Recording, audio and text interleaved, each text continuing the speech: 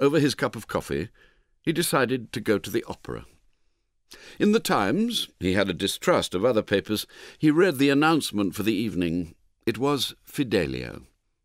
Putting on his ancient opera hat, which, with its brim flattened by use, looked like an emblem of greater days, and pulling out an old pair of very thin lavender kid gloves, smelling strongly of Russia leather, he stepped into a hansom. The cab rattled gaily along the streets, and old Jolyon was struck by their unwonted animation. "The hotels must be doing a tremendous business," he thought. A few years ago there'd been none of these big hotels. He made a satisfactory reflection on some property he had in the neighbourhood. It must be going up in value by leaps and bounds. He stumbled as he got out of the cab, gave the man his exact fare, walked up to the ticket office to take his stall, and stood there with his purse in his hand. The official leaned out like an old dog from a kennel.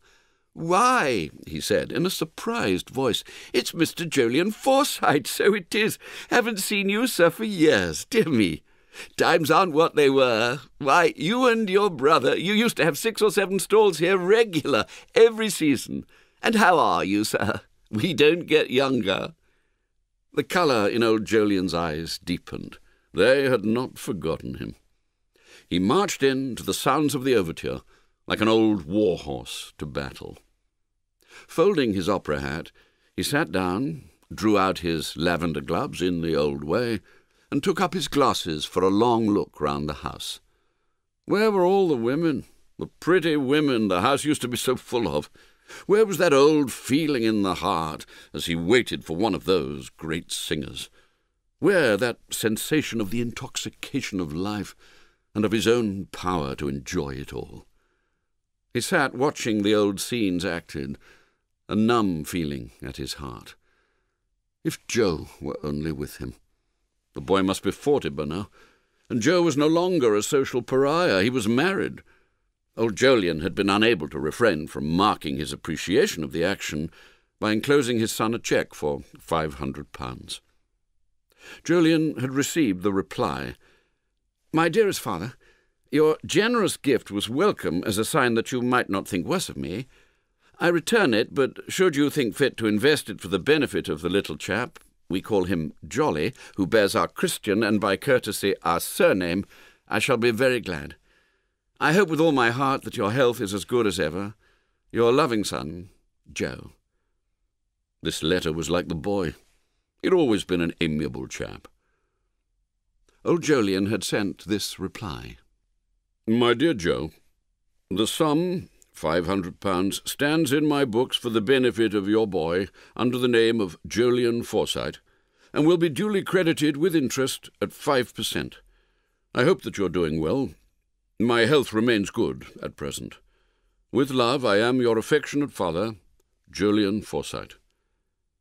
And every year, on the 1st of January, he had added 100 and the interest.